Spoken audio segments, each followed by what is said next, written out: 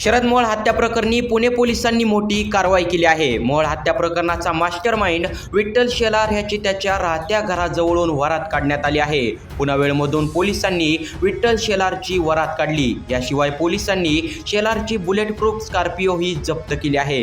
या प्रकरणात अटक केलेला आरोपी विठ्ठल शेलार आणि रामदेव मारणे या दोघांची मोहोळच्या हत्येपूर्वी नामदेव कानगुडे ह्याच्यासोबत बैठक झाली होती। त्यावेळी तिथे कोण कोण हजर होते याचा शोध घेण्याचं काम पोलीस करत आहेत। कोण आहे हा विठ्ठल शेलार? विठ्ठल शेलार हा मुळशी तालुक्यातील बोतरवाडी येथील आहे। यापूर्वी तो पुणे शहरातील गणेश मारणे टोळीसाठी वसुलीसाठी काम करत होता।